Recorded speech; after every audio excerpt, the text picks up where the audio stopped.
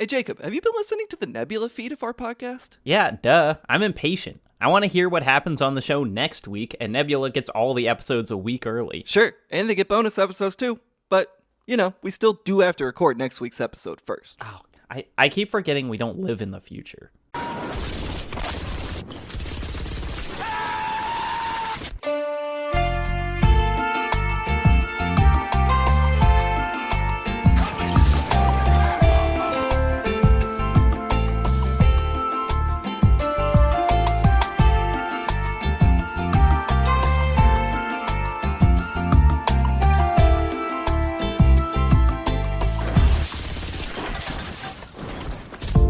Hello, and welcome to Something Rotten, Season 2, Episode 2.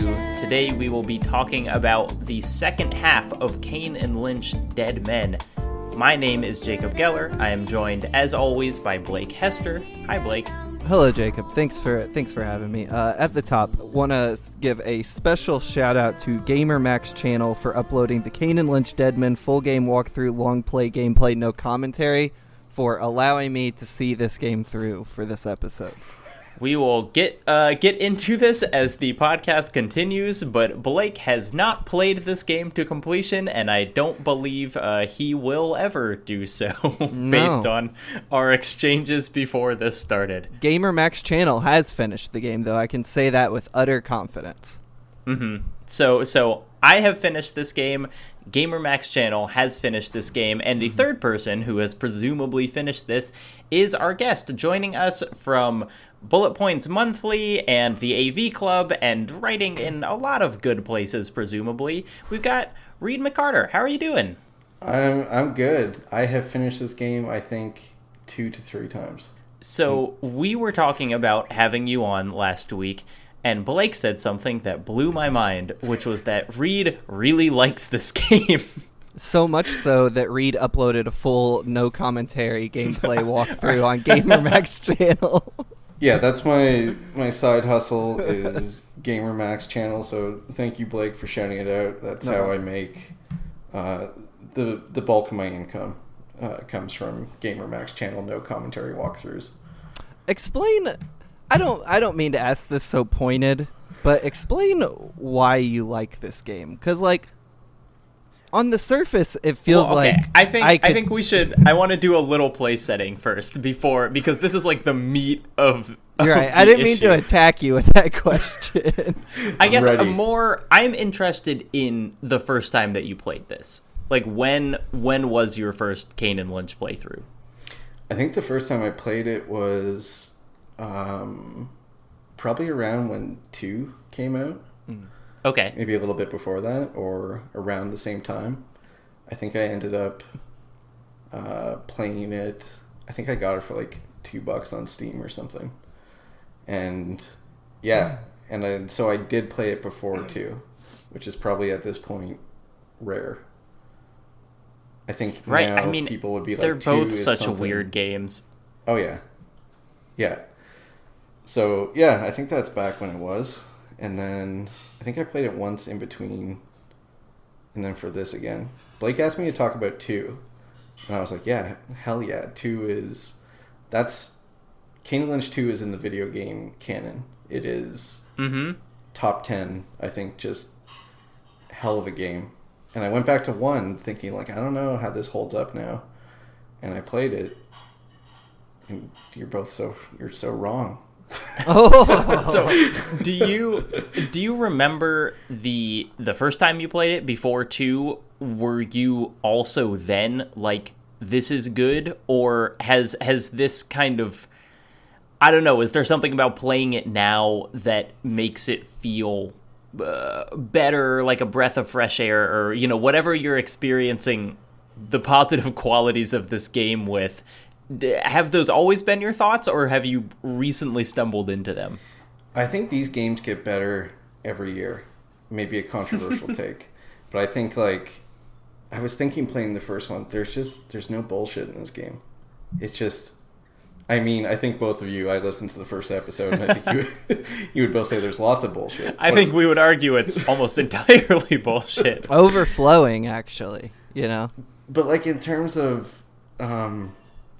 I think I was talking about this on like a different podcast I was doing with Bullet Point's co-editor Yusuf Cole, and we were talking about like Final Fantasy 13 and a game that is not as good as Kane Lynch 1.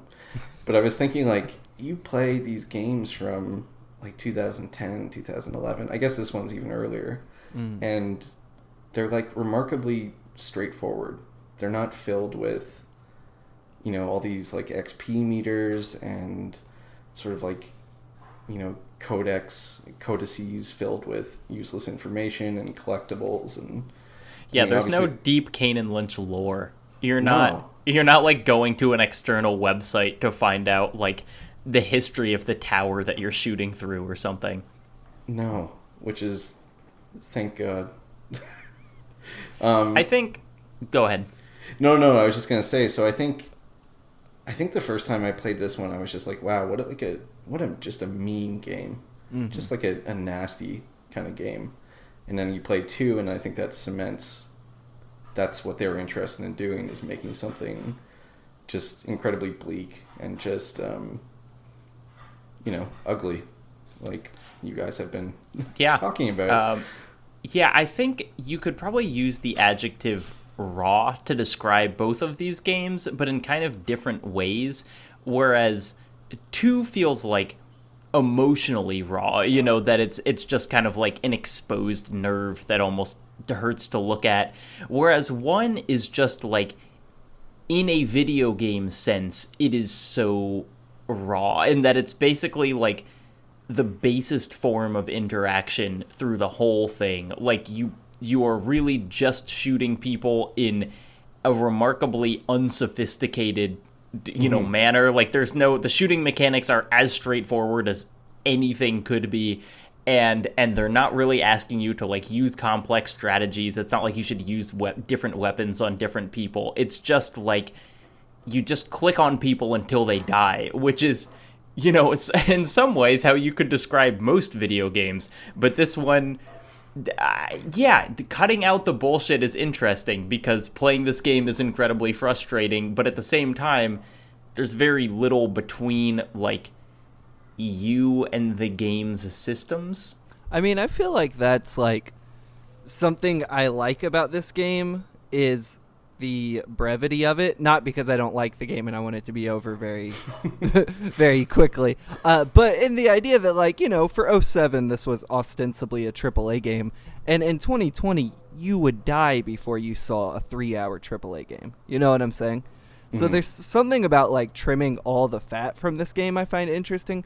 But the second-to-second just controlling shooting is so miserable that that's, like, the only compliment I can give it right now. Reed, do you enjoy playing it at all?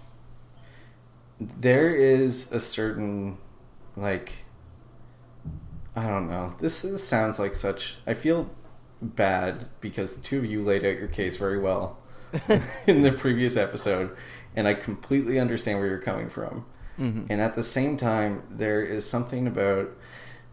I think all of this game, to me, kind of functions as... It's like almost like a prototype for what they do in the second one. And there is something about just how matter-of-fact the gunplay is. Like, it's so unsophisticated, and something about the way the levels look, like they have... And I think you were talking about this in the other episode, at the earlier episode. They feel like these strange kind of like... They almost feel like movie sets that you're running through.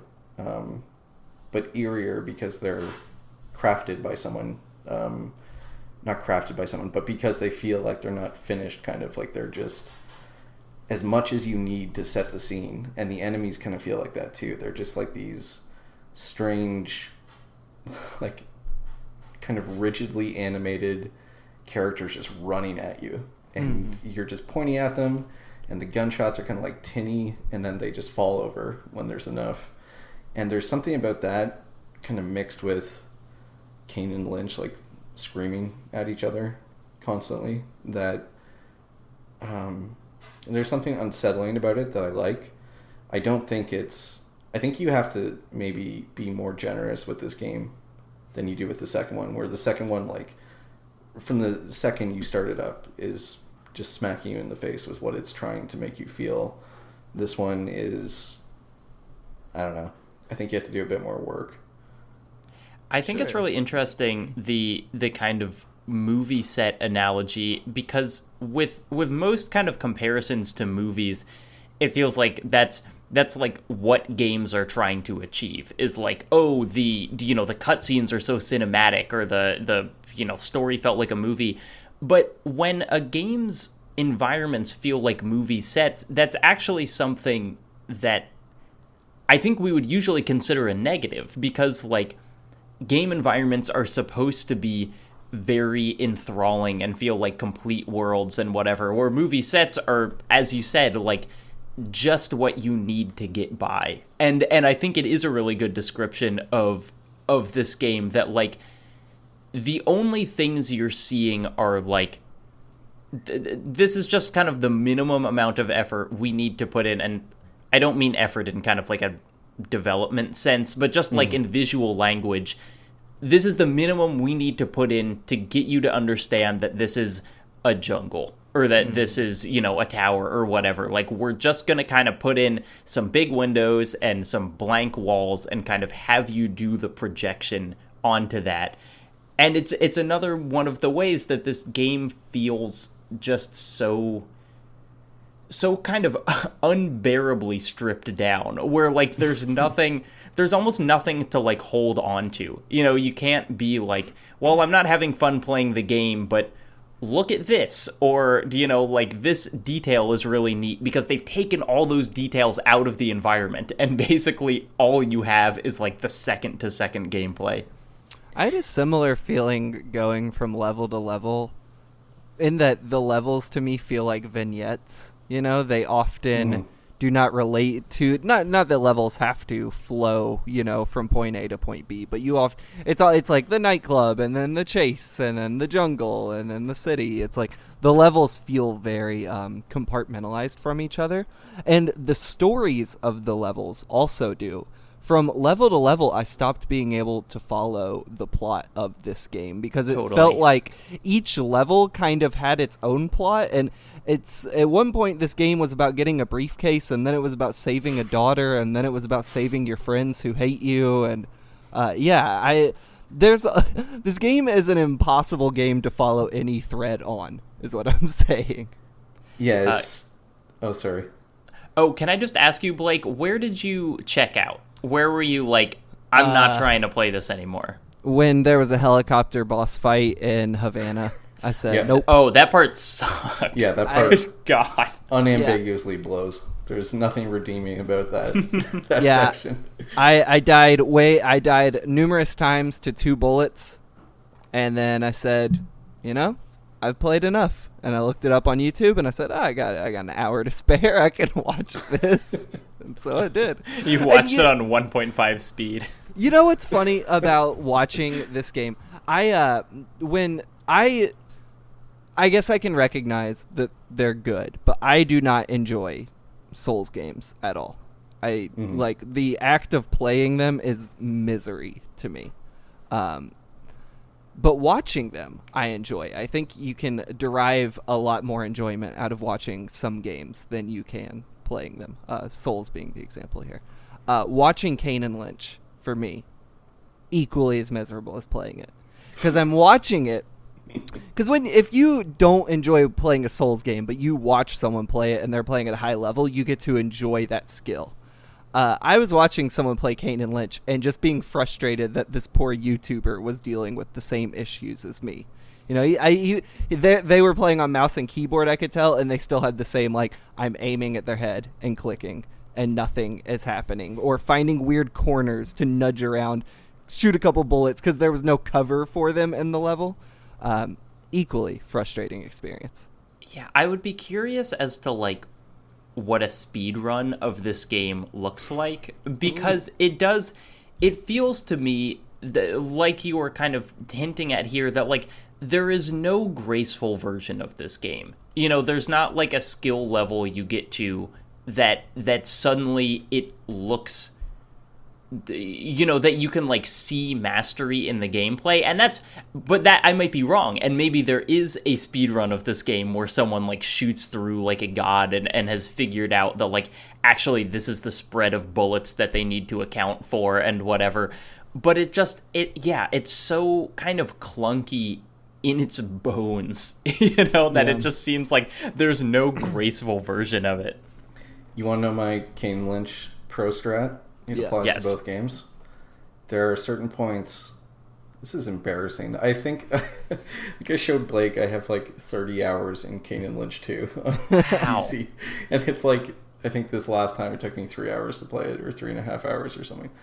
But when the enemies spawn in, they usually all run at the same point, and this, isn't a super elegant design.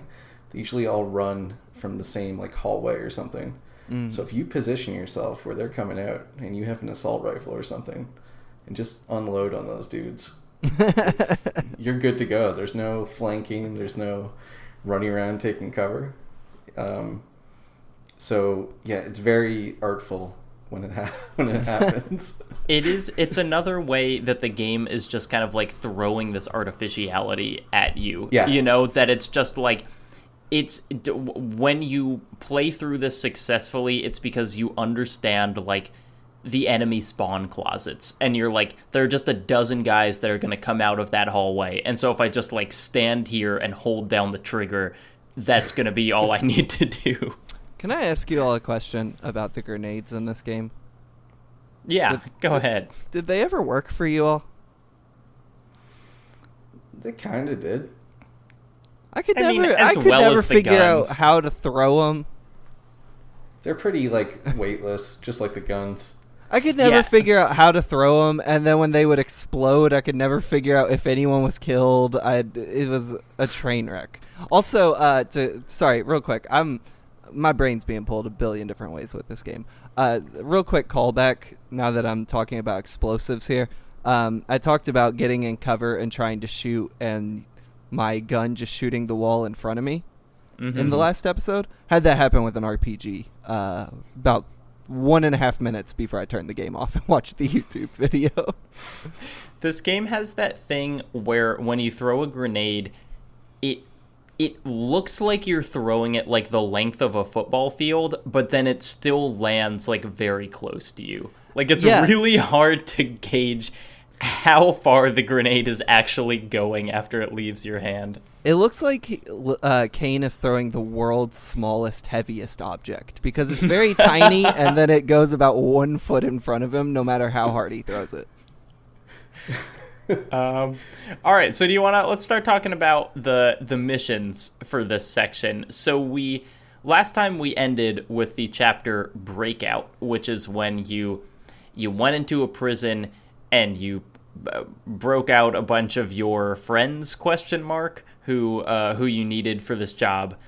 We start on maybe the coolest level of the game, or at least like conceptually, because you're on this tower and you do the kind of, I think of weirdly the beginning of Bulletstorm, where you do this exact same thing, but you kind of like walk down the side of the building, and the camera like kind of swings around, and so it looks like the sheer facade of the building is your floor, and you're just walking forward, and you can look around and see like this whole city around you, and it's really impressive. And watching trailers for this game, you see this part a lot, and so it kind of seemed like this was like a big set piece that they were banking on. And then you like walk down, and there's like a big meeting, and you like shoot through the window. How did y'all feel about this part? It's my favorite level in the game for sure. I didn't enjoy playing it, but like the level was the most interesting to me. I mentioned in the previous episode, all the levels in this game on paper seem cool.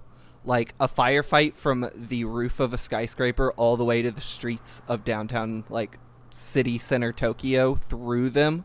Like conceptually, it's a really cool level, and I did like enjoy the idea of it. I didn't enjoy the like second to second of it, but I think of the levels I played in this game, this one was by far my favorite to go through. Yeah. Now, Reed, with your kind of your appreciation of the game, kind of because of its flaws, if I'm characterizing you right, are there like set pieces in this like this where you're like, this is extra cool, or is the whole thing kind of the same level of like experimental ugliness that you're enjoying? I don't want to sound like contrarian jerk, but some of the stuff, like the repelling thing where you can tell that I think they thought that was super cool. Oh yeah. There's like in that tutorial, like the second tutorial when you're in that parking garage, they're like, here's how you repel. You get interrupted, but they like take time out. I think some of this stuff where they tried to do their really clunky, like Michael Mann type thing, or like with a little bit of like turn of the Millennium, Mission Impossible, kind of like they're trying to do like sleek thieves and everything, and I don't think it ever works super well. Like to me, these games work the best when they're just like chaos and ugly and mean. So when they're doing things like even when you go into the bank in the earlier part, stuff like that, like it doesn't play for me that well until it goes completely off the rails. And then this thing too where you're going down, I think it's cool, but I think the game's not these kind of moments almost feel like they're pulling it in a different direction from what works. Like they're trying to be sort of slicker and cooler seeming, and then you start playing it again, you're like, well, this is not, this is not actually cool or slick. This is this kind of like clunky, messy thing. So those parts never did a lot for me.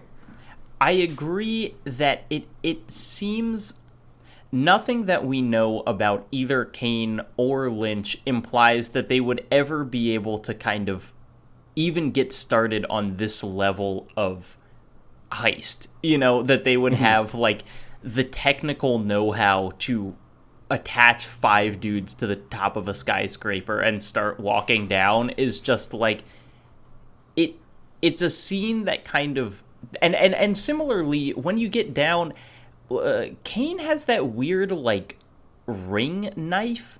Do you know what I'm talking about? Yeah. That it's like there are these things where it's like the game kind of reminds you that it thinks the character Kane is cool.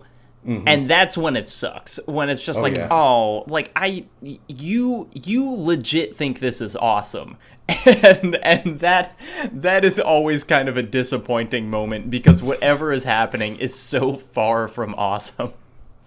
Jacob, if you don't like the mental dissonance of Kane and Lynch pulling off that heist, you're going to hate when they win a civil war in Havana by themselves.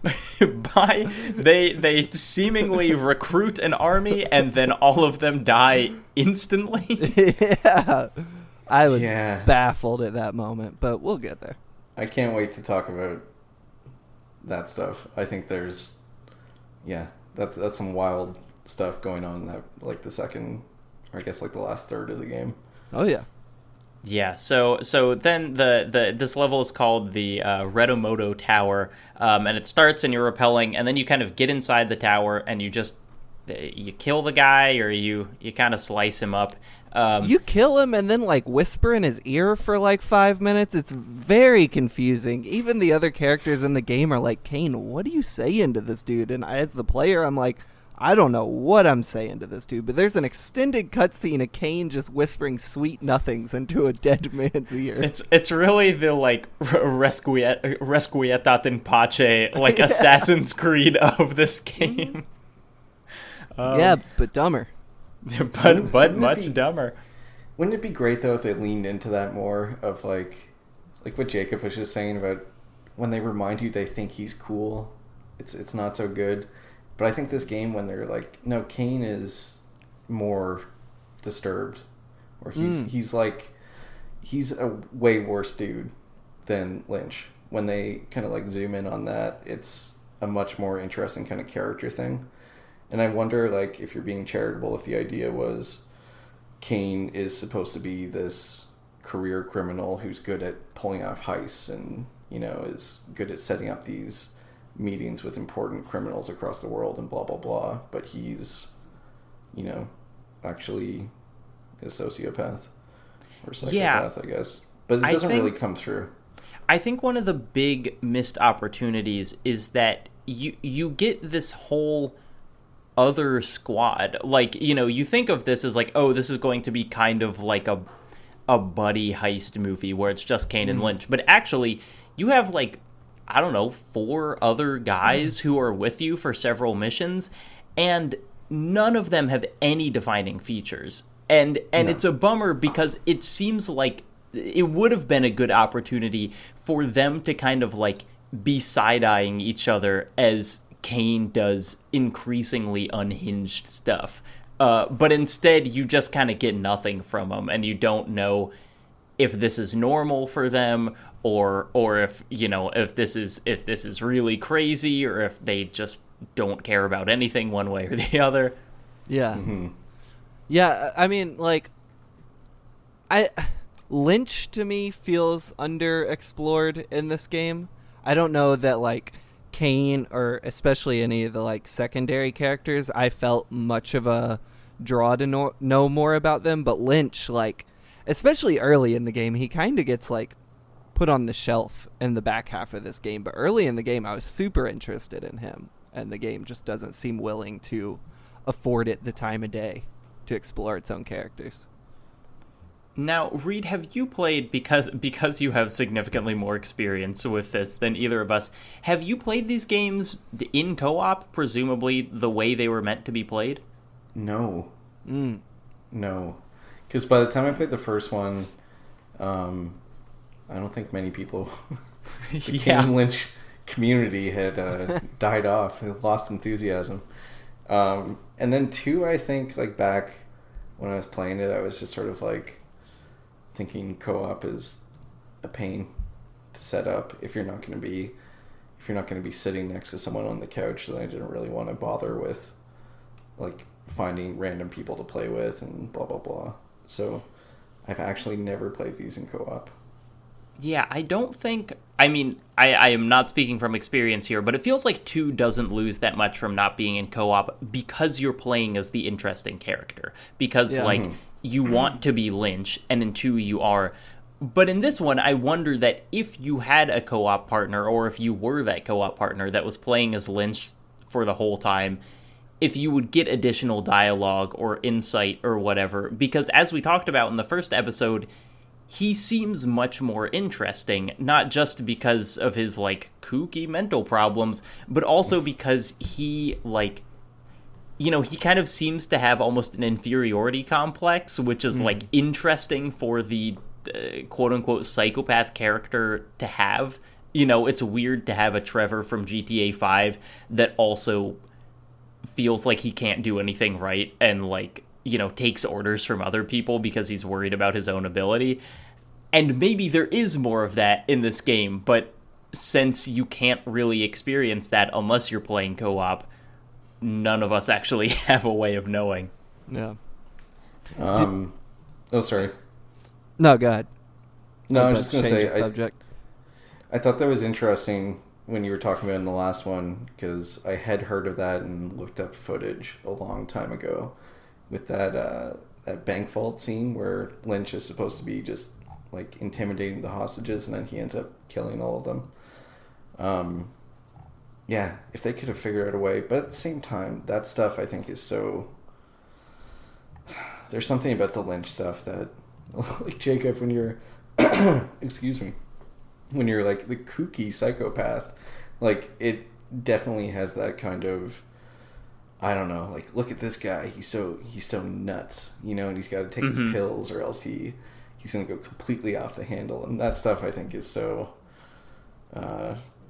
I wish I could also talk about 2 a little bit too, but I think they realized over time that it's not not necessary for what kind of stories they were trying to tell.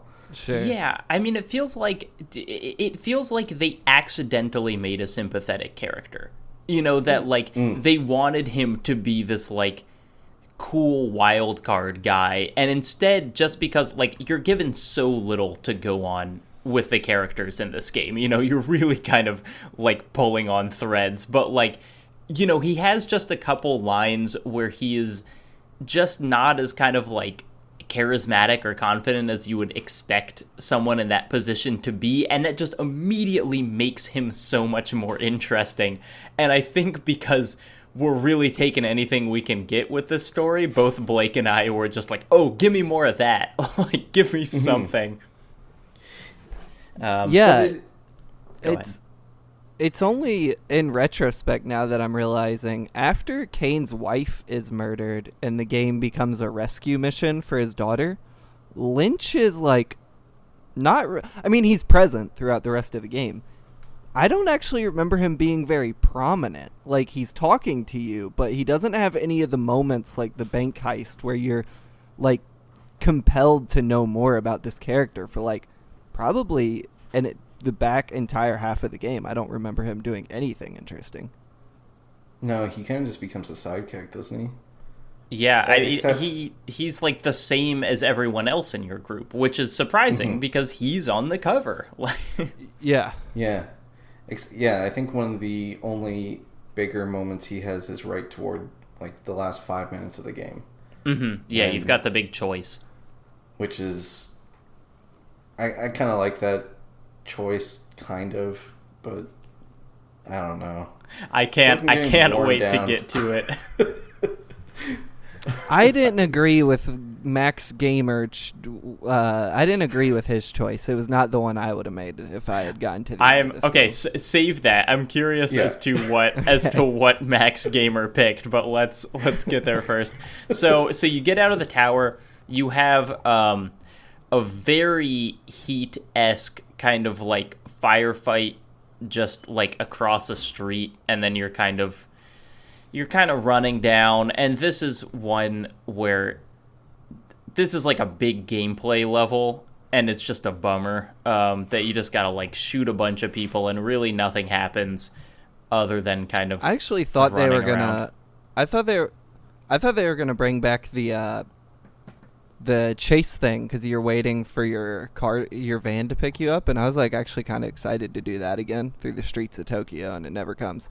Also, real quick, now that I'm thinking about it, this level was the most egregious offender of this particular issue I had with this game, where a lot of the game is spent just trying to get from point A to point B, your like waypoint on the map. Did any of you all have issues with having to individually call all your party members to the waypoint, and then when they were there, having to sit for 5 to 10 seconds for the cutscene code when they like you were fine? Oh my! It drove me insane trying to get it to work. I thought it was to me, because I didn't like lose the level because of it or whatever. It was unintentionally kind of hilarious of just like calling out like, hey, Ron, John, Bob, and then they would just all be like, yep, and then like come running. Well, this game does something. I feel like games don't do it as much anymore, but like a lot of games used to, you would go through a level and you would kill everyone in the level, and then you could, go around, pick up ammo and everything, get ready for whatever the next firefight is going to be. But the cutscene that would play after that would show them still in a firefight that you had finished. This game does a ton of that, which implies that these dudes would be running for their fucking lives to get to wherever they're going to be. But instead, you've spent the past 5 minutes being like, come on, bro. Come on. And then he like lazily walks over. Then the cutscene plays and they're all running and still shooting at people you had killed. Dude, real quick, how is it possible that we did 5 podcasts on Max Payne 3 and we didn't talk about the fact that he's holding the gun in the cutscene that you were holding in the game? That's the greatest technical achievement of that entire game. Is so good. You're holding a shotgun in the game, and then you enter the cutscene and he's holding a shotgun. It's incredible. So and let's give a special shout out. Max Payne does it. A bunch of games have done it since. Showing actual, like, when they have dynamic, like, cuts and wounds on their bodies, and that shows up in cutscenes. beautiful, beautiful stuff. Kane and Lynch actually pioneered that tech. I think we need to call that out. Bunch of congratulations. So then, okay, so you make it out of the kind of streets of Tokyo, and suddenly, and certainly on my first playthrough, with almost no motivation, you are just in Havana in the middle of a civil war. Okay, what happened? Before we do that, it took me a week and 3 levels to figure out that this game never left Tokyo. So you go after Retimoto's daughter, and then you're faced with the 7, which makes you think you've gone back to America, and then you're back in Tokyo, and it was only in retrospect that I realized like a third of this game is spent in Japan. Well, is the jail in... Yeah, isn't the jail in the States? Okay, so no, I was wrong. That means they went from Japan back to California, back to Japan? These dudes are boys. They're fucking jet setters is what they are. Where are they getting the money for this shit? Also, the idea briefcase. of, like, you need to break these 4 specific guys out of prison. These, like, just useless dudes who don't seem to be able to... It's not like it's like, oh, he's the master lockpicker. It's like, they're just 4 guys. Also, the multiple thousands of dollars it takes to... I'm sorry. The couple $1,000s it takes per person to fly someone from America to Japan, and they're able to do it multiple times with an increasing number of people. Hey man, they got that the 7 money. Do they though? The 7 doesn't give them any money. That's one of those things that the 7 it's so stupid. The 7. It's truly, it's like the most 2007 plot point of this entire game, which is, incredible. It's just this like, oh yeah, we'll just have like a cool criminal syndicate and they'll have a cool name and you won't need to know anything else about them, which, to your earlier point, Reed, I'm glad that we don't learn about like their backstory, because that would also be garbage. Really quick, I'm sorry, I know I'm hung up on this, but there's nothing in these levels that even indicates that it's Japan or LA. Why did this game not just take place in one city? I don't know. And it's an interesting contrast, because the specter of Kane and Lynch 2 is looming over this podcast. 2 is so rooted in its setting, and you can really tell that they did just like weeks of kind of like principal photography and like making really sure they got all these specific details right. And this game, by contrast, is just like, I don't know, I've seen a parking garage before, I bet they look the same in Tokyo, let's just do that. Yeah, throw up some Japanese writing on the skyscraper. I would not be surprised if the Japanese writing was their equivalent of like lorem ipsum, that it was just... I'm just like, what does it say about your game if 3 people have to like kind of think about it to figure out where this game is taking place for a third of it? I don't know. Isn't the fact that we're talking about it, Blake? Doesn't that mean it's... No, it's fucking dumb. This whole time I thought like half the game took place in Japan, and now I'm learning that fucking they're jet setters. It's fucking me up a little bit. Anyway, and they have jet setted to Havana. That's to be the fair, next place they South are. America, cheaper flight. That's Tokyo to South America. Yeah. So yeah, you start, and it's, I would say, impressive in the number of people on screen. At least in the beginning here, is you do feel like you're kind of in the midst of this like guerrilla group that you don't really know what or why they're there. You're just kind of using the Civil War as cover for getting to where you need to go. But like, there is an impressive amount of stuff going on for the first like 3 minutes, and then everyone who's not you is just like gunned down. And you learn that the 7 overthrows governments or something. That's like their whole thing or whatever. And that's why you need to go to Havana to find the 7, but there's only 4, which I'm confused about. That's like the job they're doing at that point. Yeah. helping to overthrow the Cuban government, which that's a big one. I mean, the 7, maybe more just like the U.S. government. Am I right, folks? Maybe. When we were talking in season 1, we talked about how a lot of the games in the pantheon of Something Rotten games often feature white saviors going to South American countries to kill a bunch of people. And Kane and Lynch certainly check that box, because they for no reason went to South America, which I was very confused as to why this game even felt the need to go there. But did you think, I'm thinking of also with you Max Payne gentleman here, with the ugly American part of Max Payne when he's deep in his self-loathing. And this game, I think, kind of preempts the idea of having these American characters who could give a shit about the actual country they're going to, who are going just for their own, like, very narrow reasons or for, like, material reward of some type. And the fact that it's Cuba and they're going there, it feels like giving the game too much credit, but the fact, like, specifically that they're saying we're going into Cuba to help overthrow a government again,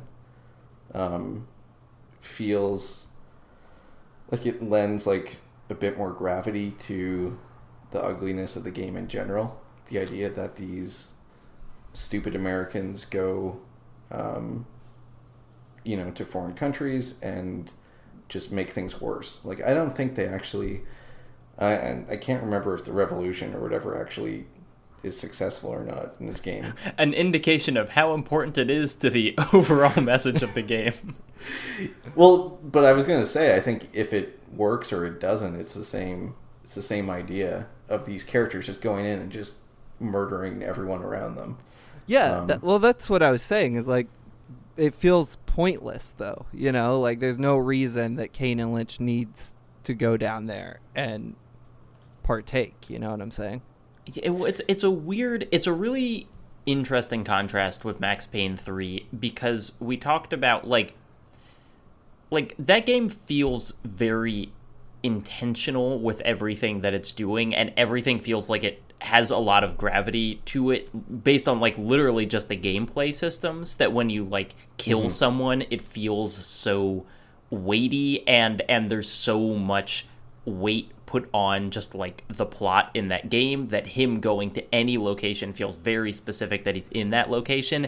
And this, like, everything in Kane and Lynch feels so disposable, that it truly feels like the game, I think that we could agree that there's that kind of excuse thrown around when people are like, or when media is like racist or whatever, that it's like, they give it to everyone equally. And it's like, that's bullshit, because obviously, like, the oppressed groups getting shit on is not the same as, like, a bunch of cops or whatever. But the fact that this game, like, it starts with you killing cops, and then you just kill a bunch of people in a nightclub, and then you kill a bunch of, like, businessmen. Like, it truly feels like it does not care who's on the other end of the barrel, in a way that is, like, I don't really know how to take it. But, like, Max Payne, the kind of light to heavy racism inherent in that setting feels important. And in this, everything's just, like, nothing. Like, everything in this game is just trash, and it's hard to even, like, think about something that critically, because the game is just, like, begging you to not think about anything.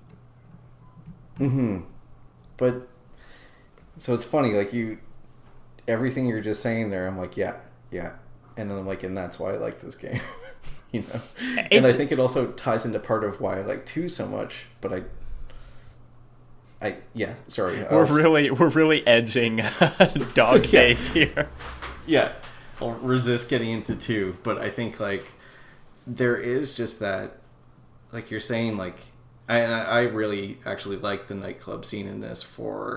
I think it's the most where all the kind of hollowness of the setting and the shooting and everything and the environment's like really clicks in a certain way when you're walking back through. I think you do like the first time through when you're not shooting, second time through when there's all the civilians in there. I guess they're all civilians, but when you have just the party goers, and then the third time through when it's just corpses on the ground and a few more security agents.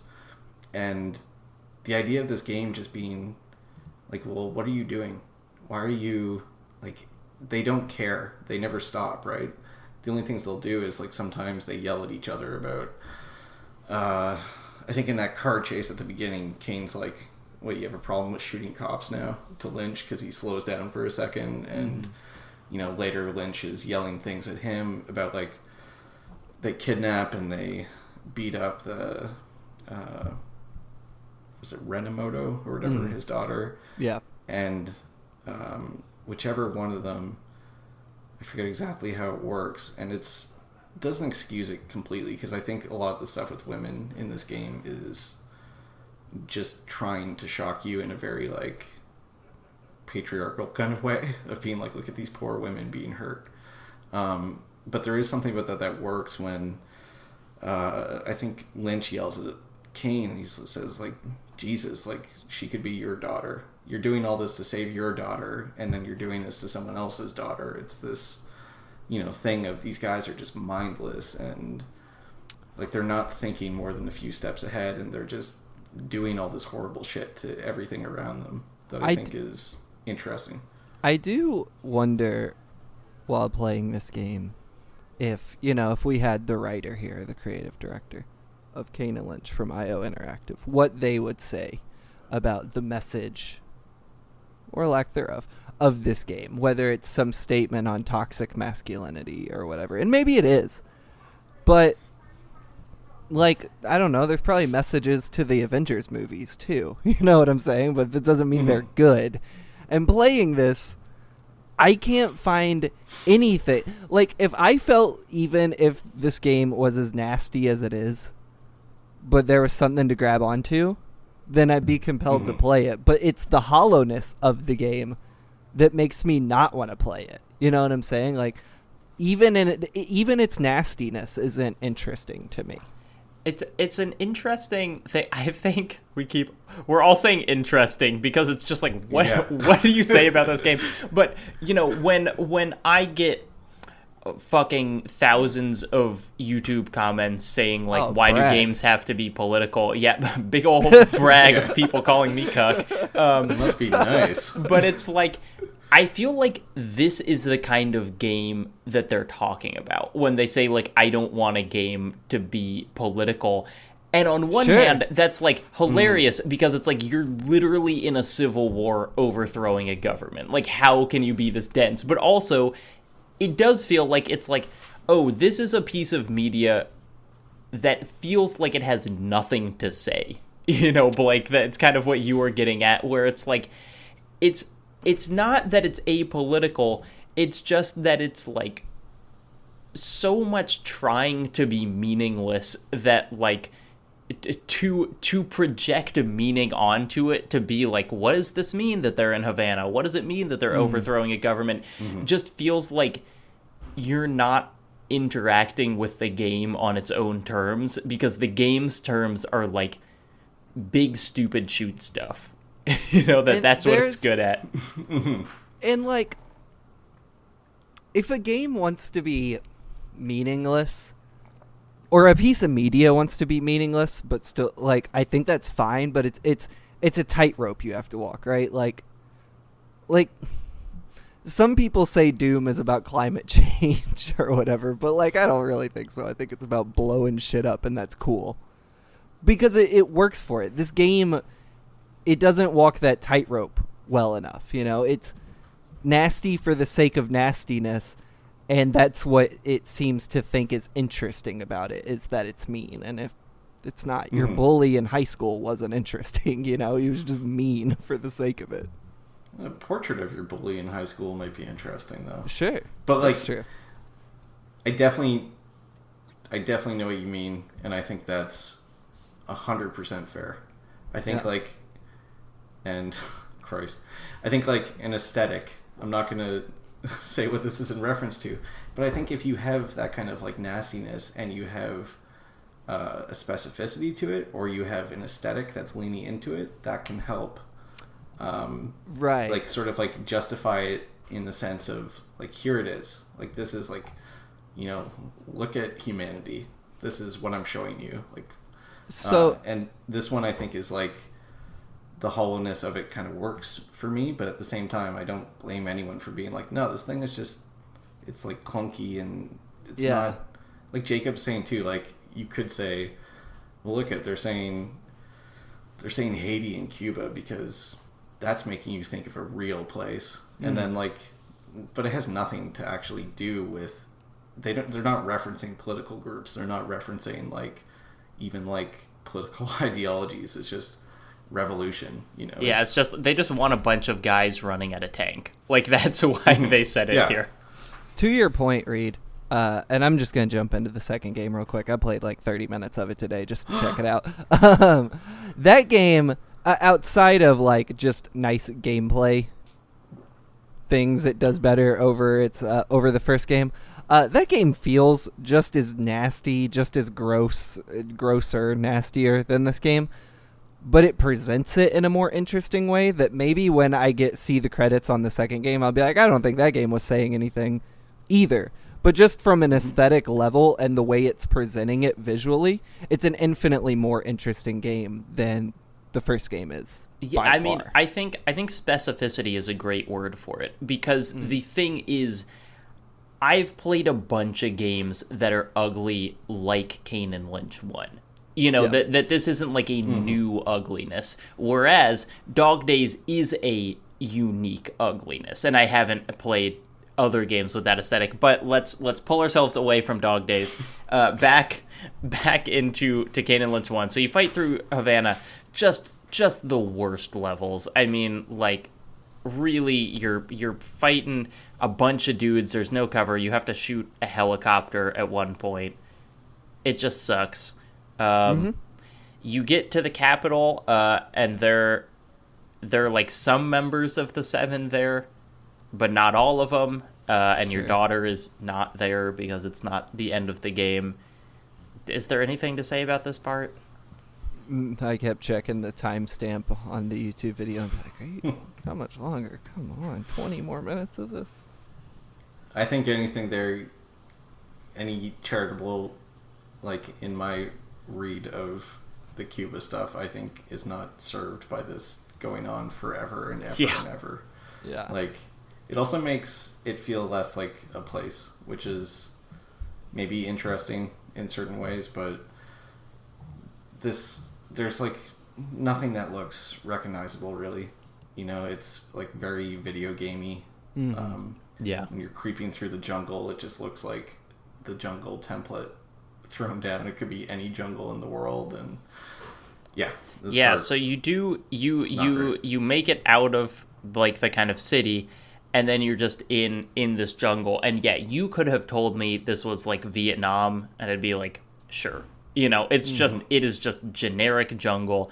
I had a kind of what I thought was a game-breaking bug in this part, and turned out to actually just be terrible AI, where you have, there's like a couple guys of yours on the ground, and you have to like clear the way in front of them. Oh shit. And I just did this, and I went and I like killed every person I could see, and I was like, there's literally no one else. What is the game waiting for? And I like restarted the checkpoint a couple times and did this repeatedly, and then I realized that actually the guy just hadn't started walking forward. That it like it started me in front of the little like AI boundary that would tell him to move, and so then I had to just walk all the way back and be like, go ahead, dude. And then he just walked all the way there because I had already killed everyone in the level. And that is the only instance of bad AI in this game. I do want to point It's that otherwise flawless. Rock solid overall. Made. Yeah. That 100% happened to me too. You like walk down this path too far, and then Kane turns around, and they're like, where are you going? Get back here. And then I was just walking up and down. like an old person in the mall, like getting their morning exercise. Yeah, it was like, finally, what I saw are you the little supposed guy. to do? So finally, you get there, and then here's another kind of like attempt at a AAA moment: is you get inside, and they do have your daughter, and then you're kind of pinned down, and so you have to like shoot. What is it? It's like a crate of grenades or like a landmine or something. Okay, you shoot a landmine and everything blows up, and that lets you get away, I guess. And then you just shoot everyone there anyway. It's like there's no difference. Kane's solution to his daughter being murdered is to blow up a bomb 3.5 feet from her face. It is a very bizarre moment. Yeah, well, she's not dead yet, but it looks like that's what happened. Yeah. And she's pretty tough. Yeah, and it's like at this point in the game, you really realize like, oh, they want you to care about Jenny is her name. It's like they assume that you care about Jenny.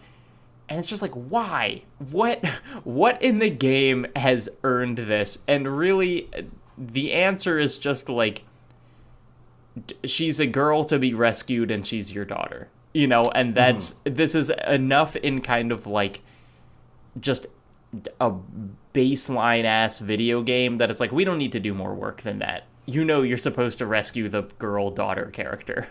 Yeah, but can we talk about what Jenny does for the rest of the game, which is very aggravating, which is quietly muttering to herself? Well, so she's very angry at Kane for, I don't know, saving her life. She's really mad that I'm not entirely clear why she hates Kane other than he went to prison, I guess. Anyway, you save her, and then she follows you around as you're like combating all these dudes, but she casually will mutter things, but not in a way where she sounds angry, which she is at Kane, but she's talking shit to Kane, but as casually as I'm saying this sentence right now. So like, you'll just hear every now and then be like, traitor. What are you doing? Like, why are you just back there talking to yourself? I think that Jenny is like kind of suffers from the worst version of like Skylar White syndrome, where like, I mean, the reasons that she hates you, I think, are pretty obvious in that she was kidnapped and her mom was killed because of your bullshit. Like, when you bring that up, good reason to be mad. but because this game wants you to like Kane, and also because, again, it just like seems like it hates women so much. It's like she's gotta be this just annoying, nagging character that follows you around, and it's like everything she's saying is right. It's weird that she calls him a traitor, because it's like, why would that be the thing she cared about and not like, you got my mom killed? But like, she's right that he's a piece of shit, but since the game wants you to empathize with him, it instead just makes her seem like she's like an ungrateful person for not, being thrilled that you rescued her. You think, though, with all that justification, she would call you a traitor with a little more venom instead of traitor. Traitor. What up, traitor? My man, the traitor, is here. Anyway, it worked, though. I did hate her. She was very annoying. But I also hated every character in this game, so... I think, like, this is a little microcosm of so much about this game where... And it's, like, interesting, Blake, when you're saying, I wonder if you sat down with the leads on this game and said, what were you trying to do here? Like, what was the intent? Which, on one hand, like, I don't really care what their intent was. Creator intent is overrated. Like, I'm happy to say, but just in the interest of curiosity, like, well, what was going on here? Because it feels a lot like they were trying to make this thing sort of uglier than they were, and it's like they were being pulled back. Like, the idea here that you have any sympathy left for Kane, like, you shouldn't. You know, Yeah. the game's like seeding it, but it's sort of in these like little throwaway lines where you could conceivably get to the end of this game and be like, you know, he's just trying his best. He's not doing it perfectly, but he's trying his best. Right. Because they don't lean into what a piece of shit he is, like, enough, like, explicitly with, you know, I mean, what he's doing in the game is awful, but they don't, if they were leaning into more, like, trying to say, hey, you're used to doing this in a video game, but, like, look at this guy, he sucks. But you can get to the end of this game, and yeah, then it's like the Skylar White thing of, even though she's justified, you're like, well, she's kind of being presented as, well, she's just a drag, you know? Like, oh, Right. she's so annoying. She's not letting me be my cool government overthrowing mercenary self. Yeah. Get out of Doesn't my way, she see Jenny. Kane's scar? Clearly he's cool. It's fine. This little nose band-aid? Yeah. So then she gets captured again. I don't exactly remember how this happens. All I remember is she's on a plane and you go on the world's slowest Jeep chase. Yeah, Like, and even truly Kane knows that. Yeah. Incredibly slow. Like, There is a hilarious moment in this Jeep chase that I'm pretty sure is intentional. Where the dude driving, no one on Earth knows who this guy driving is. Doesn't matter. He's driving, and there's like a fork in the road, and he goes left, and he hits a dead end. And Kate's like, "Are you fucking kidding me, dude? What the hell?" and he it's such a backs funny up. moment. Yeah, he slowly backs up, and it's such a funny moment for a video game where usually you're going over ramps and shit's blowing up around you to just be like, ah, shit, my bad, wrong turn. GPS took me the wrong way. Yeah, it is. I think, like, in the if we're going to read the value of this game as just being like antithetical to every like big budget polished AAA whatever, it's like you compare this car chase to any Naughty Dog car chase or whatever, and it's like, you know, wind whipping past the trees and like guys coming Yeah. out of the woodwork, and this is like you're in a Jeep going 15 miles an hour, and it's like one car at a time will kind of pull alongside you, and then you shoot it, and then it just like drives away. Everybody's using turn signals and obeying traffic laws. And then you get on a plane highway, and you shoot the engines of the plane, and it can't take off. I thought that part was kind of cool. I'm not sure why. How did... I can't believe... I guess because this isn't technically the end of the game, but this is also a game that ends with you, like, shooting a plane. Yeah. Like Max Payne 3. And, Rarely... yeah. Oh, yeah. And Kane and Lynch Rarely- 2 also ends in an airport, that you don't shoot the plane then. Rarely in games, aside from human bodies, do you have to be cognizant of what you're shooting. And for some reason, I just thought it was interesting that this game made you shoot the engines of the plane. Yeah. Look, my expectations with this game subsurface at this point. So when I was like, oh shit, that's a nice little touch, you shoot the engines to blow them out, I was like, that's pretty cool.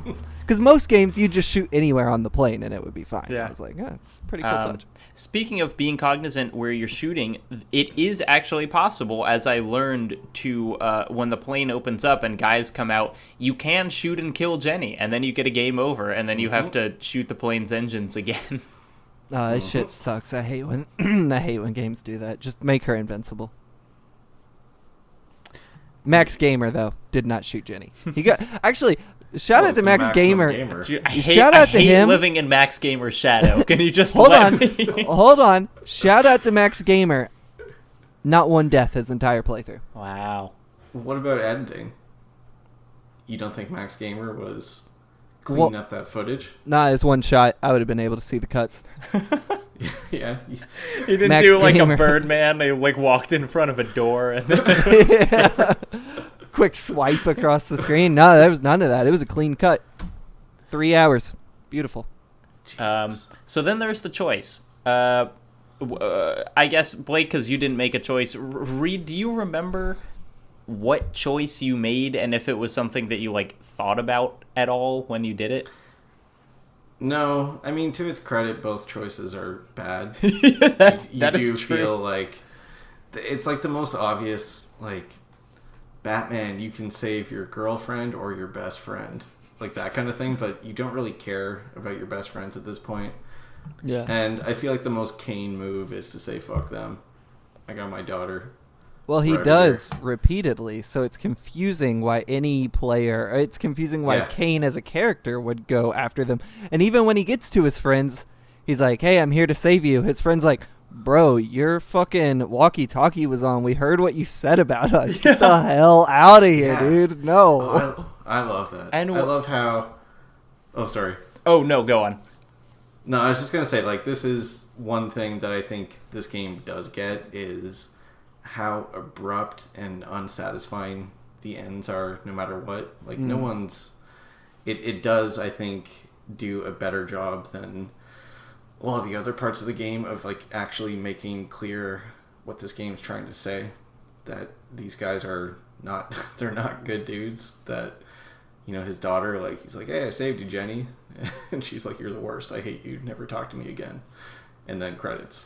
You know, yeah, the fact that all his friends are like, it's like, why would we be grateful to you? Like, you're the reason we're here, and everything kind of went ass over tea kettle, like, because of your bullshit. You know, it's like, I'm not going to be grateful for you saving me when, like, this is entirely your fault.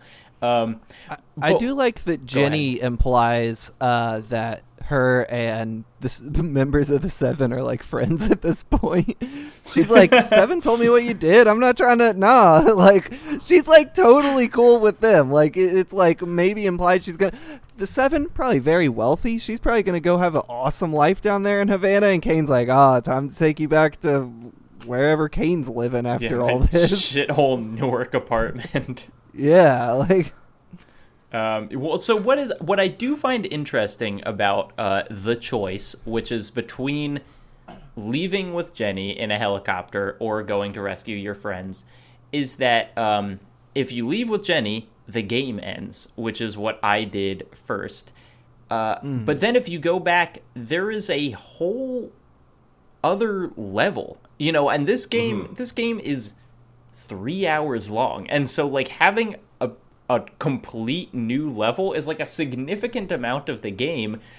And it kind of seems like usually with games, the bad ending is the one that ends the game prematurely. You know, it's like, oh, you decided to join the villain, and so you don't get the final boss fight or whatever. But this, it's like, is it saying that going with Jenny is the bad ending, or is that just like reading too much into it? You know, but if you liked Kane and Lynch and you wanted to play more, which I guess is a way that some people would feel, you would want to leave Jenny and go rescue your friends, which is just like a weird moment in the game. If you make the other choice to leave with Jenny, the video I was watching, he goes and saves his friends. So that was the ending I got. If you get in the helicopter with Jenny, does Lynch go with you all as well? No. Yeah. It's just you and Jenny, and you fly away, and Jenny's just like, fuck you, and she kind of looks out the window, and it's like, oh, bad. You know, it's weird that I already said this, but it's like, why does she care that you're a traitor? Why is she invested in, like, the personal dynamics of Because she's friends with the Seven at that point. She spent so much time with him, she's like, fuck it. I know you killed my mom, but I hate my dad so much that I guess you're my only friends now. So the ending where you fly off with Jenny, based on what I know of the few minutes I played at Kane and Lynch 2, that's the canon ending, though, right? Because Jenny dies in the other ending. I guess, but it's like kind of ambiguous if she dies. It seems like she dies, but also it would be incredibly weird that, like, Kane would still be doing anything with Lynch, because it seemed pretty clear at that end point that Lynch was like, dude, if you leave us now again, like, you know, you got nothing. Yeah. Okay, but let me ask, in Kane and Lynch 2, aside from knowing there's a character named Kane and Lynch and that they knew each other before the events of the second game, does reference. The first game really matter? No, not at all. Gotcha. No. Because there's like, he has a daughter named Jenny. Yeah, because there's like a 3-second piece of dialogue in the opening of Kane and Lynch 2 where Lynch is like, how's your daughter? And Kane's like, fine. And he's like, she went through some stuff. And Kane's like, don't talk about it. So is that about the extent of all that? Yeah, I mean, it's kind of like they just mashed both endings together. You know, that maybe the canon ending is not even one that we saw. But to me, the leaving with Jenny would be the canon ending because Kane does not give a fuck about these dudes that they have to go fight and save. Like, Kane is very he doesn't mince words when he's like, I do not give a fuck if these dudes die. But now he's going to risk his daughter's life again to save them. It's very, the game didn't need a choice, is what I'm saying. Yeah, and don't remind me, because this game just instantly, like, leaves my memory. His friends, like, turn on him at the end, right? Or, yeah, they get in a boat and they drive away. Yeah, there's two. When you're going to the town or whatever, that they're in a church making a stand. One of them dies before you get there. Right. And then the other one is Kane's like, bro, we came to save you. And he's like, nah, dude, you butt dialed me. I heard all that messed up shit you said about me. We are super not cool. So you go to the pier with him, and he's giving you ammo the whole time because the game didn't factor that in. But he's constantly throwing you ammo like, here you go, my bro. Then you get to the pier. And he's like, Kane, I'm leaving you behind. I'm taking the boat. But then, luckily for you all, there's two boats. And then Jenny gets shot. Yeah, Jenny gets shot. And then it does a weirdly stylish kind of zoom out where the boat almost... I mean, it's weird because it's, like, low-tech enough that it seems intentional, where it's like the boat is literally just doubled, like, kind of on the bottom. And so it's like, it's supposed to look like a reflection on the water, but since you can't really see any water or the shore or anything, it's this interesting kind of like, it almost looks like a cutout on black construction paper or something. It's weird, and it's the kind of weird that it's like, in a game this nothing, I'm like drawn to it, you know, because it's like, this is interesting. I'm just imagining this game ending where it's like, it is construction paper and it closes and it's a children's book called Kane and Lynch, and it's a mom having read it to her child. It's a real To Kill a Mockingbird. Yeah. The child is just like, I traumatized from this story. Max Gamer did not include the credits though, so was curious to watch those. See. Brutal. No respect for the hard work. I actually was curious to know how many people worked on this thing. I guess I can pull up Moby Games and look, but I was curious to know, like, for IO in comparison to like something like the Hitman games they were putting out at the time, was this like a skeleton crew or was this like a normal sized team or what it was? But anyway, yeah, this game is just so. Do you want to talk about? So we didn't talk about last time the Jeff Gerstmann thing, which is like kind of, I feel like, the reason that this game is still culturally relevant more than like itself. Yeah, I mean, which is a bummer. Probably, like, yeah. Give the game its due. I was actually his editor. It's time to come clean. I played it. We both played it. He gave it a low score. Didn't he give it like a 7 or something? It's not even like I think he gave it a 6. But you were the one where he was like, you're out of here. This is a 10 out of 10. Like, this is a good game. You're fired. This actually did have a pretty significant team on it, by the way. I mean, well, but that's what I was thinking about, because it had a huge marketing push. You know, it's like, this game had just so much money behind, at least like the presentation of it. And and it's just like, it's one of those weird things where you have no idea how much like a marketing department communicates with the people who are making the game or whatever, but this game feels so slight to have that much, you know, that it's just like, it's like a 3-hour game with co-op. I don't know if it has a competitive multiplayer. It probably had like some kind of tacked on thing, but it like it's a weird game to put $50 million of marketing behind. Yeah. Yeah, I mean, this is unfair speculation possibly, but the game feels like something went wrong in development. You know what I'm saying? Like, wow, what's a game I can liken it to where it had a huge marketing budget, but the game was a turd? I mean, probably Anthem. Avengers. Anthem. Actually, yeah, Anthem is a really good example where that game had a huge marketing budget, and then the game came out, it flopped, and then the stories came out about how troubled that development was. Kane and Lynch, I don't think, hit hard enough like Anthem did for it to ever get... Or maybe people tried and the story just didn't come out. 2007 was a very different time. Like, sounds like a challenge. People are beating down the door saying, tell us the development history. Kane and Lynch and Kane and Lynch 2 are like, if you designed a story Blake would want to tell in a lab, it would be them, but no editor would ever care about those stories because like 3 people would click on them. Maybe we could try to have a developer on the show. Real quick, actually, just because I didn't actually finish. We don't have to talk about Gerstmann, but just to kind of like say it. So go ahead. I was thinking, had the Gerstmann thing not happened, for the uninitiated, Jeff Gerstmann, I'll give the really quick version. Jeff Gerstmann reviewed this game for GameSpot, gave it like a 6 or a 7. At the time, Eidos was buying a ton of ads on GameSpot where he worked, and he gave it a low review, so people in the marketing division of like CBS Interactive got him fired. It was a whole big thing, ethics and journalism and all that shit. I think had that not happened, we probably would hear about Kane and Lynch 2 every now and then. Specifically this year, like your video came out, and then there have been a couple retrospectives that have come out. Probably just because that game is interesting looking, and we're at the 10-year anniversary.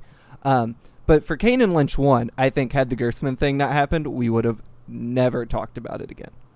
I mean, think about, this is not the most one-to-one example, but like compare and contrast how many people talk about Assassin's Creed 1 versus Assassin's Creed 2. You know what I'm saying? As time goes on, we forget that Assassin's Creed 2 is in Assassin's Creed 1. Like, I think Kane and Lynch would have disappeared into the ether had the Gerstmann thing not happened. But Assassin's Creed 1 has its defenders, as it's like, you know, this was kind of like interesting and different than the story they came into, and we have found one of those. I was going to say, yeah, we have a Kane and Lynch defender here. But my guess is that I've had, again, on my video that I made about these games, I've had plenty of people saying, hey, I liked Kane and Lynch 1. No one is saying Kane and Lynch 2 sucks. You know, it seems like everyone who likes 1 still kind of agrees that like 2 did the thing better. I guess real quick, a better analogy than Assassin's Creed would be like Far Cry 1 and 2. You know what I'm saying? Like Far Cry 2 cult hit, I think Kane and Lynch 2 cult hit. Far Cry 1 gone from anyone's brains. Maybe even Red Dead Revolver to Red Dead Redemption. But anyway, I don't need to. That is high praise to give dog names. Honestly, I was going to say, Kane and Lynch Deadman to Red Dead Revolver, pretty comparable. Having played both of those, pretty comparable games. And some weird development shit went down with that one, as you well know. Yeah, I feel like I looked up, there's some really interesting anecdotes about Dog Days development and just like what they were trying to do stylistically. I think there's like a GDC talk. Yeah, I think the quote I saw was they were trying to make an anti-art game, which is super interesting to think about in the AAA space. But I haven't seen anything about Dead Men. I'd be curious to know, because it feels like a game where something went wrong in development. That's why that's partially stuck in my head. I was looking at a little bit of stuff about 2 after playing it again. Yeah. And I think like even in the Wikipedia, there's something where you're saying like part of the studio was saying, this isn't good. This approach is not good. This is too harsh or something, and it's going to alienate too many people. And it seems like there was like a push and pull, but the side that kind of, which is remarkable because the game feels like something that was made pretty much all hands on deck. Yeah, believing in the same thing. I mean, there are a few parts that are not really perfect for what the rest of it is, but this game feels like there were people who had different ideas of what they were working on. For sure. Time. I think if Kane and Lynch Dead Men was remade, for some reason, they got the remake treatment. This a remake of this game would be fucking rad. Like, maybe not mind-blowing. It might not go down as one of the greatest games ever made. But, like, if this was just a functioning video game, it has enough spectacle that at least I would be interested in playing it. You know what I'm saying? That's the interesting question, though, is if you sanded the edges off of this, would it be anything? You know, and my guess is that, Reed, you would probably argue no, because it sounds to me that kind of like the spectacle moments didn't really do much for you, and what it has instead is this, like, kind of intimidating, just, like, you know, rawness is the only word that I have to describe it. And so it's like, if you Shadow of the Colossus PS4 this into just, like, a shiny AAA game, what is it? Is it anything? If it was a shiny AAA game, I don't think it would be good. I think if this game was made kind of like leaning into the lessons of Kane and Lynch 2, not necessarily aesthetically, but with sort of like a better understanding of where the strengths of it were, that could result in the shiny AAA game that, you know, just feels better to play and has functioning AI and everything, and that wouldn't be interesting beyond just being like a curiosity. I guess what I would like to see, you know, thinking about what Dog Days does well, is more specificity in its environments. I think the movie set thing is interesting, but I would really like to feel like I am in Hong Kong or whatever, like doing this. I think that it could do that really well, because it being like kind of a crime drama, but being in kind of like an unusual location for that sort of thing seems really interesting.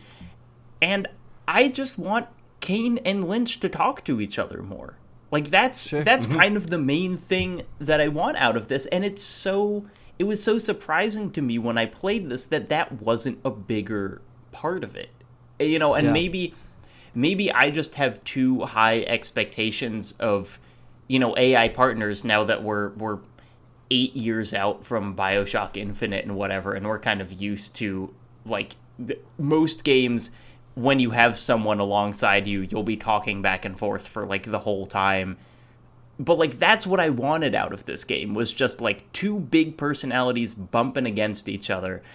And it's just surprising to me that doesn't exist, and that happens more in Dog Days, as does kind of everything. So, like, those are the two things that I would really like to see, you know, if we were going to kind of make a rebooted version of this. Yeah. I think, to this game's credit, one thing is, and I think especially when this game came out, it must have been, because video game acting used to be absolutely horrible.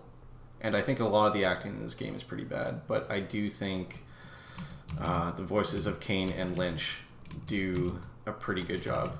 Lynch could have gone way more cartoonish than he did. Yeah. And it's interesting that he doesn't. That he does, you know, the part you were talking about with the kind of, like, simpering, kind of, like, beaten puppy kind of thing he does once in a while is really interesting, especially when he has that voice, that gravelly voice that sounds like, I don't know. He could have played it up in a way that would have been completely repellent. Yeah, I think the guy who... Oh, sorry. I was going to say, I think Kane is about as kind of 2007 video game as one can get, or it's like, just be a tough guy. but, you know, maybe... Were you about to say the contrary? Do you like Kane? I think, like, there is... I think that was his direction. Sure. I think there is a little bit of depth to his performance that didn't need to be in there, that he's giving it a little bit more. But I could also be thinking, too, of... I did play Kane and Lynch 2 again right after. I wonder if it's the same... We should look up for the next episode if they're the same voice actors, because honestly, I think they are. I wouldn't even notice if, you know, if it's just like another gruff white guy voice. I'm not that attentive. He kind of sounds like Max Payne. I would not be surprised if they were told to do a Max Payne impression. Yeah, I do like those parts which you mentioned in the last one when Kane goes down and he's like thinking about all his regrets and everything as he's about to maybe die. I think the performance is pretty good. Yeah, there. and the music's cool, like Just for Kid. It's pretty decent. Well, that's it. Blake, do you have... I think you had probably the hardest time with this game out of any of the three of us.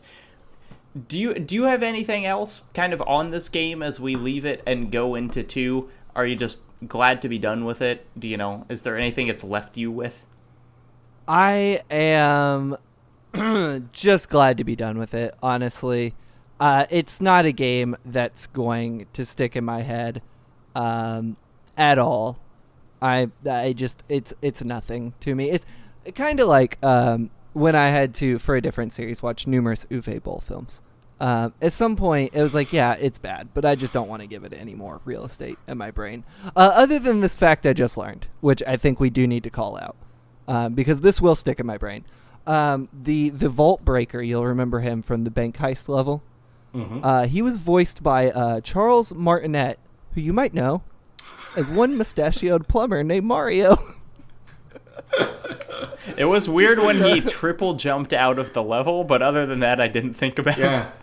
Yeah, just happened to look up the voice actors and actresses in this game, and Charles Martinet. Wow. I thought Charles Martinet was making enough off the Mario family that he never had to step out. I don't know. This was actually a passion project for him. He was like, please let me be the lock breaker. I'm looking now. Wow. Yeah. I mean, he does show up in other games, but it's primarily Mario. Yeah. Like he was in an SSX. Anyway, closing thoughts on this. No, the second I was done with it, I booted up Kane and Lynch 2 and played about 30 minutes, and I was like, oh, this is exactly what I want and hoped for from a Kane and Lynch game. Then I got stuck on a fight, and it was really annoying, so I turned it off, and I said I'll come back to this later. But no, which is unfortunate. Like, as a co-host of a podcast, I feel like I should have something to say here, and I just don't, Like, I'd be making it up if I had any profound thoughts to offer. Reed, as the... I think you've done a good job of communicating why it is that you like this game or find value in it or whatever. Do you... When you think about Kane and Lynch 1, like what is kind of the memory that comes to your head? I don't know. I think it's that nightclub part. I think that's an all-timer in kind of deliberately, to me it seems deliberately fucked up video game commentaries on violence. I find violence in shooters extremely interesting, and I think there's something about that. I think this game coming out in 2007, some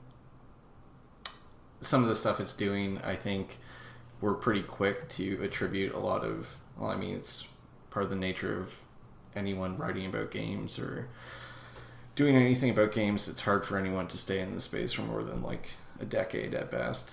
And I think we're quick to credit newer things for being the first to something, and I think there's a lot of stuff kind of germinating in Kane and Lynch that would become really influential over the next 13 years, but at the same time it's the little brother of 2, which sure I would say I think does pretty much everything I like about this game better. But I think there's if you can bear to play it, I think there's something there. But you could just follow Blake's lead and Max Gamer, baby.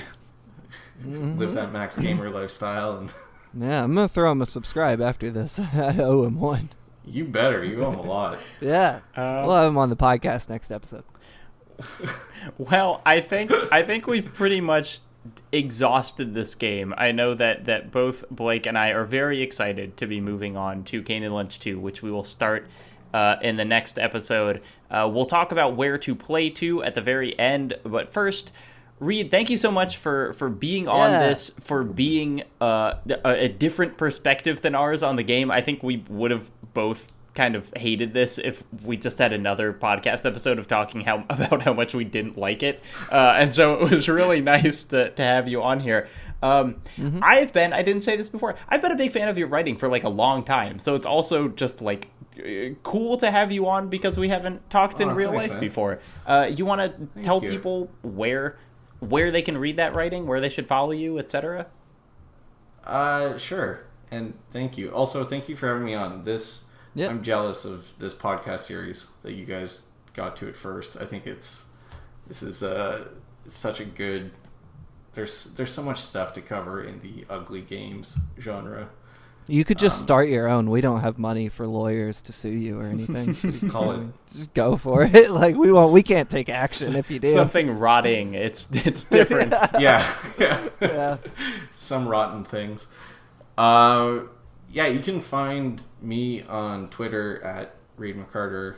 But go to Bullet Points Monthly is a site of video game writing that I co-edit with Yusuf Cole, and we focus on one game a month typically, or try to do a theme. It's supposed to be shooters all the time. It's not always just shooters because we're only human. But yeah, go to bulletpointsmonthly.com and that'll show you where to go. Go to the Patreon. Patreon. It's how people live these days. Blake, where can people find you? And are you up to anything these days? Nope. All right. Well, follow me at Metallica's Rad. Since the first episode came out, I think, my final column for Unwinnable was published online, which is about my what I thought about The Last of Us Part 2, specifically as an addict.